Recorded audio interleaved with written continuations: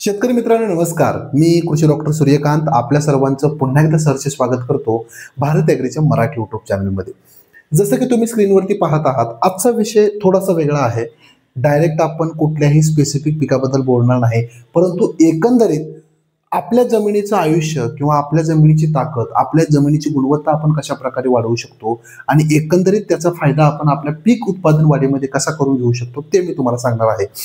बरेच शेतकरी मला वारंवार म्हणत असतात की आमची जमीन नापीक होत चालली आहे साहेब, तेवढं म्हणावं असं उत्पादन मिळत नाही. 10-15 वर्षापूर्वी चांगलं उत्पादन मिळायचं, परंतु आता एकरी ऊसाचं उत्पादन बघितलं तर 25-30 टनावरती आलेलं आहे.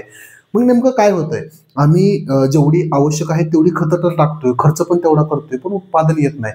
याचं एकमेव कारण आहे मित्रांनो, तुमच्या जमिनीची ढासळत चाललेली गुणवत्ता. म्हणजे तुम्ही त्या जमिनीमध्ये कोणते घटक आहेत किंवा कुठले प्रॉब्लेम्स आहेत हेच आपण समजून घेत नाही.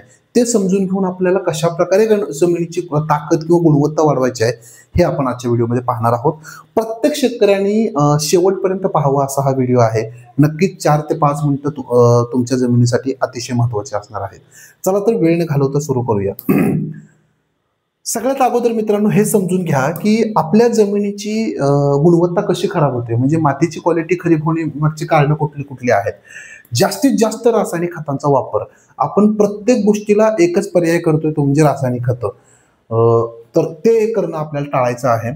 सेंद्रिय खतांचा अभाव, मग आपल्याकडे तुमच्याकडे उपलब्ध नसेल किंवा खूप महाग आहे, काहीतरी कारणामुळे आपण जमिनीमध्ये जी दरवर्षी सेंद्रिय खतं टाकायची आहेत ती टाकत नाही. एकाच पिकाचा एकाच पिकाची वारंवार लागवड, म्हणजे आपण ज्याला मोनोक्रॉप म्हणतो. म्हणजे ठराविक पिकं आपण घेतो. रब्बीमध्ये आपण हरभरा करतो, खरीपमध्ये आपण सोयाबीन करतो, उन्हाळ्यामध्ये रिकामं ठेवतो किंवा त्याच्यामध्ये एखादं पीक करतो. म्हणजे काही शेतकरी ठराविक पिकं दर हंगामामध्ये घेत असतात. त्यामुळं त्या ठिकाणी पिकांची फेरपालट होत नाहीत. हे देखील तुमची जमीन नापीक होण्यामागचं एक प्रमुख कारण असू शकतं.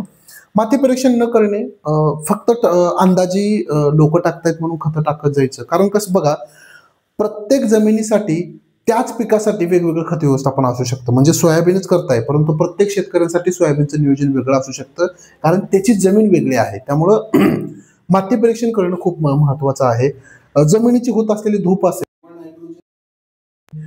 नायट्रोजनची जमिनीत आहे, जास्त ट्रॅक्टरनं मशागत करणं किंवा विनाकारण त्या ठिकाणी जड अवजड वाहनाचा वापर करणं मशागतीसाठी. बघा, आता तुम्ही म्हणाल की जास्त मशागतीमुळे तर उत्पादन वाढवलं पाहिजे. नाही, तुम्ही गरज नसताना जर खोल नांगरण करत सुटला दर हंगामामध्ये, म्हणजे खरीपात केली, रब्बीमध्ये केली, तर ते देखील करणं चुकीचं आहे. आणि सूक्ष्मजीव नष्ट करणे, फक्त बॅगा रासायनिक खतांच्या टाकणे म्हणजे त्या ठिकाणी खत व्यवस्थापन नव्हे, तर तुम्हाला सूक्ष्मजीव, मातीची जडणघडण, रासायनिक खत व्यवस्थापन, सेंद्रिय खत व्यवस्थापन ह्या सर्वांची सांगड घालावी लागेल. तरच तुम्हाला त्या ठिकाणी एकंदरीत तुमच्या जमिनीचा जो पोत आहे तो सुधारता येईल किंवा सुधारू तुम्ही शकता. तर ही प्रमुख कारण आहेत तुमची जमीन नापीक होण्यामागचं किंवा तुमच्या मातीची गुणवत्ता कमी होण्यामागचं. तर त्या ठिकाणी आता एक एक आपण त्या ठिकाणी उपाय पाहूया की काय काय उपाय आहेत. सगळ्यात महत्वाचं बघा, माती परीक्षण. अंदाजाने खत टाकणे चुकीचं आहे. म्हणजेच तुम्ही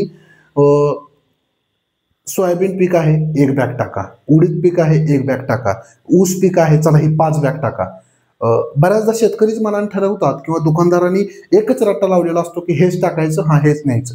खत व्यवस्थापन प्रत्येक जमिनीसाठी, प्रत्येक पिकासाठी वेगवेगळं असू शकतं. त्यामुळं माती परीक्षण आपल्याला करून घ्यायचं आहे आणि माती परीक्षणावर आधारितच आपल्याला खत व्यवस्थापन करायचं आहे.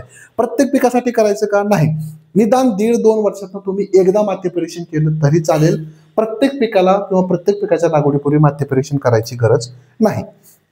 त्याच्यानंतर मोनोक्रॉपिंग करणं टाळायचं आहे. म्हणजे एकच एक पिकं, एकच एक पॅटर्न आपल्या शेतामध्ये राबवणं आपल्याला टाळायचं आहे.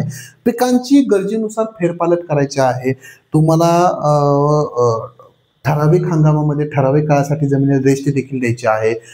हिरवळीची वेगवेगळी पिकं तुम्ही घेऊ शकता, जेणेकरून जमिनीचा पोत सुधारण्यामध्ये त्या ठिकाणी तुम्हाला फायदा होणार आहे. मोनोक्रॉपिंग 100% टाळायचे आहे. पिकांची फेरपालट करायची आहे. कमीत कमी मशागत करा. बघा, सर्वच हंगामामध्ये खोल नांगरट करायची गरज नाही. तुम्ही वर्षातून एकदा त्या ठिकाणी खोल नांगरट केली तरी चालेल आणि त्यावेळेस चांगलं शेणखत टाकून पुन्हा रोटावेटर मारून चांगल्या प्रकारे वापशावरती तुम्ही पेरण्या केल्या तरी चालतील. फक्त एकदा वर्षातून करा. आता बरेच पॅटर्न देखील आहेत, म्हणजे झिरो टिलेजवरती देखील बऱ्याच शेती होतात. शेताची मशागत करायची नाही, पण त्याच्यामध्ये देखील बरेच फायदे आणि तोटे आहेत. पण ऍटलिस्ट वर्षातून एकदा नांगरट केली ना तर तुम्हाला 100% चांगले रिझल्ट मिळतात. विनाकारण जड वाहनाचा वापर करून जितकी खोल नांगरट तितकं फायद्याचं असं नसतं. काही काही ठिकाणी ते फायद्याचं असू शकतं, काही काही ठिकाणी ते तोट्याचं असू शकतं. कारण जमिनीची धूप होण्यामागचं खूप मोठं कारण आहे खोल नांगरट करणं. जमिनीतील जीवाणूंची संख्या वाढवणे सगळ्यात महत्वाची गोष्ट. शेतकऱ्याला जीवाणू म्हणजे काय असतात, जीवाणूंचा काय रोल आहे, जीवाणू कुठकुठले असतात, किती मात्रेमध्ये वापरायचे असतात, ह्याचं काही घेणं देणं नाही. मित्रांनो, 10-15 वर्षापूर्वी निसर्गतः जीवाणू चांगले उपलब्ध होते आपल्या शेतामध्ये, परंतु आता जशी जशी तुम्ही रासायनिक खतं वाढवत गेलाय तुमच्या जमिनीमध्ये, जीवाणूची संख्या खूप कमी झालेली आहे. म्हणजे तुम्हाला लिटरली सांगतो की जमीन नापीक होण्याचं मागचं सगळ्यात महत्वाचं कारण आहे जीवाणूची संख्या कमी होणं. त्यामुळे आपल्याला आवश्यकतेनुसार नत्र, स्फुरद, पालाश हे वेगवेगळे जीवाणू, म्हणजे झिंकसाठी वेगवेगळे जीवाणू आहेत, मायकोरायझा आहे, ट्रायकोडर्मा आहे. तर हे सगळे सगळे जीवाणू तुम्हाला गरजेनुसार त्या ठिकाणी तुमच्या शेतामध्ये निदान वर्षातून एकदा टाकणं गरजेचं आहे. आयडियली जीवाणू प्रत्येक पिकासाठी तुम्ही टाका, परंतु नाहीच प्रत्येक पिकासाठी जमलं तर वर्षातून एकदा तरी नक्कीच त्या ठिकाणी टाका. त्यानंतर सेंद्रिय खतं. मित्रांनो, सेंद्रिय खतं खूप गरजेचे आहेत. सेंद्रिय खत कधीही पिकाला डायरेक्ट खत म्हणून त्या ठिकाणी सोल्युशन नसतं, पण जमिनीची जी काही जडणघडण आहे ती सुधारण्यामध्ये खूप काम करतं आणि ती जर सुधारली तर तुम्ही टाकलेली खतं चांगली अपटेक होऊ शकतात. म्हणून सेंद्रिय खतं दरवर्षी न चुकता वर्षातून एकदा सेंद्रिय खत टाकणं गरजेचं आहे. मग ते शेणखत असेल, गांडूळ खत असेल, कोंबड खत असेल, सिटी कंपोस्ट असेल, कारखान्याची मळी असेल किंवा वेगवेगळ्या अखाद्य पेंडी असतील, त्या तुम्ही टाकू शकता. तुम्ही मूग असेल, ताग असेल, ढेंचा असेल, अशा हिरवळीच्या पिकांची देखील त्या ठिकाणी लागवड करू शकता आणि फुलोऱ्यामध्ये आल्यानंतर ती देखील आपल्या जमिनीमध्ये गाडू शकता. म्हणजे हा देखील सेंद्रिय खतांचा एक उत्तम पर्याय त्या ठिकाणी ठरू शकतो. तर अशा पद्धतीने मित्रांनो, आपण आजच्या व्हिडिओमध्ये जमीन नापीक होण्यामागची कारणं आणि ती जमीन नापीक झालेली आपण कशा प्रकारे सुधारू शकतो हे याचे उपाय देखील पाहिलेले आहेत. तुम्हाला काय वाटतं की जमीन नापीक होण्यामागे अजून कुठली कारणे आहेत ते कमेंट बॉक्समध्ये लिहा. म्हणजे ती कारणं आपण नक्कीच या व्हिडिओमध्ये, पुढील व्हिडिओमध्ये चर्चा करण्याचा प्रयत्न करू.